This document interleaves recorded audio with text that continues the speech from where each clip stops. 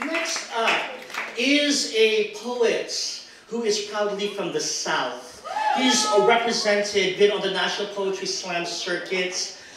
He has been in Capturing Fire.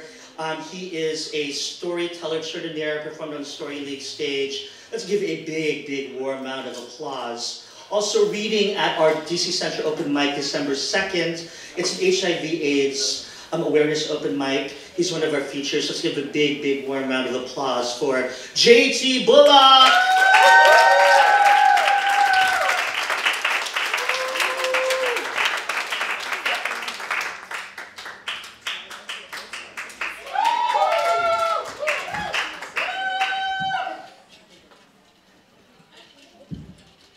Thank you for having me, Reggie.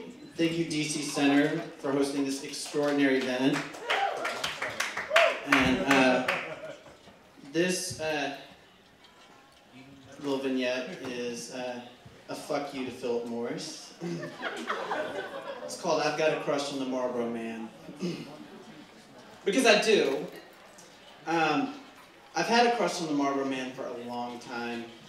And I think the advertising is to blame. You know, I think people have blamed scapegoated Camel for eons for marketing to children with that cartoonish mascot they call Joe, but I think Philip Morris has to share the blame because, you know, he knew that that rugged cowboy was going to make all the young queers swoon. I mean, he had to have known, right? That we would flip through the pages of our mother's Southern Living magazine and, like, you know, in between the recipes for marshmallow crusted sweet potato fluff and Elvis collector plates, that we would find him. And that he would be staring back at us with that, what the fuck are you looking at, malevolent gaze, but that the invitation would be dangling from his lips. It's like that slow drag of death that burned everything in its wake. And that stubble, it was like rough trade, right? It was rough as sandpaper. It was like rough enough to light a strike anywhere match across his face. And then there was a slogan, said, "Come to where the flavor is." Well, I had my first taste at 15. I was at a Catholic boarding school in Covington, Louisiana. And the boys who smoked would go behind the dorms into the woods.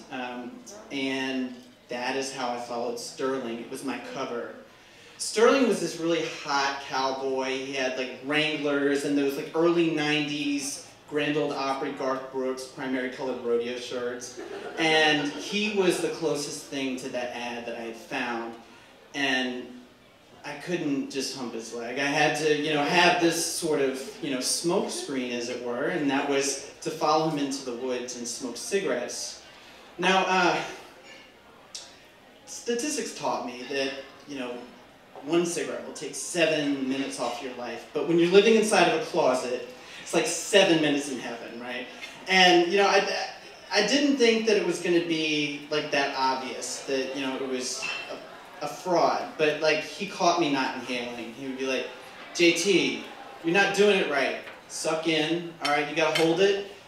And then I would just let out the smoke and I would cough and it would just completely blow the facade that I had. Well, it was, you know, criminalized, I'm not criminalized, but it was at the time where they started carding for cigarettes. I'm a little older now.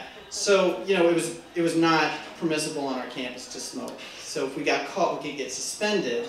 But that was the perfect alibi for me to go back with Sterling to his bedroom and air out. And we would cover up in the scent of aftershave and Old Spice, and he liked to wear Stetson. And, you know, I like to share that Stetson with him. And the other thing about going to a Catholic boarding school is, you know, like it's like the first time where you discovered like porn. And, you know, I'd seen that stuff on Cinemax before that was like softcore, but this was like the real thing. And there had been this tape that someone had swiped from their dad, and everybody was passing it around for like, you know, the whole entire semester, and it was Sterling's this week. And without telling me, he slips it into the VCR, and here is, you know, the hardcore porn playing on his television. And he just goes to his bed, and he covers himself under this thick patchwork quilt. And it's so thick that I can't see what he's doing with his hands, but I see that his arms are formed like bows like those coyote traps with like leaves covered over them, and you know what's under there. And I did too. But I kept getting closer and closer until his hands were around my throat, until my face was as red as his neck, and I didn't even try to stop him. I used what breath I had left in my lungs to suck in the scent of cigarettes covered up in Stetson, and then he let me go. Stopped following him into the woods after that. I started smoking by myself, but we had to see each other in study hall. And I caught myself staring back at him like that print ad.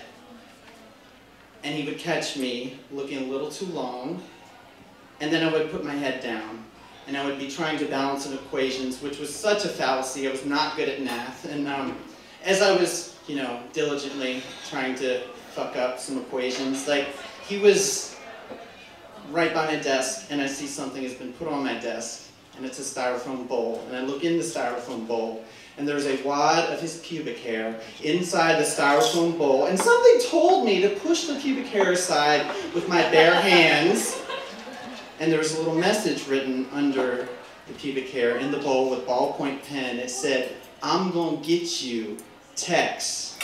And I look up, and he looks back at me, and he says, and he mouths so that nobody else can hear, "You're gonna give me a blowjob." And I froze, right? I'm the southern boy from Louisiana who's never seen snow, but I froze. And there he is. And I see him again as I'm walking a day later to the library.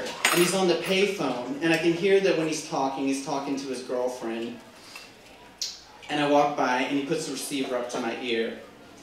And on the phone, his girlfriend says, "Is this JT?" And I say, "Yeah, who's this?" "This is Adam's girlfriend. Keep your mouth away from my property." And so I hand the phone back to him, and I walk off, I kind of scurry, and he says, "What did you say to him?" And they start laughing, and I swear, this is it. I'm going to quit this time. I can't be just hung up to dry every time Sterling taunts me and then throws me out. So I'm denounced. I'm not going to go anywhere near him. But the next day, he's standing in front of the dorm, and he's got his rodeo rope with him, and he's just swinging it. And I try to divert my eyes, and I can't even look at him. It's like that accident you kind of rubberneck, but you can't even really look at. And so I'm doing my best to not even make eye contact with him, not even get him in my blind spot. And then all of a sudden, my head turns upside down, and I'm on the ground, and I feel this force dragging me from behind, and there's dirt that gets caked up in my eyelids and my eyebrows, and all of a sudden the dragging stops. And I turn around, and there's a lasso all around my ankles.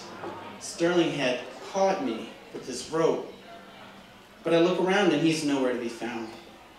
I'm sitting there by myself, looking down at this rope with a face full of dirt, and it's one of those, the fuck just happened? What did I just get myself into? And I'd be lying if I said that, it wasn't kind of hot.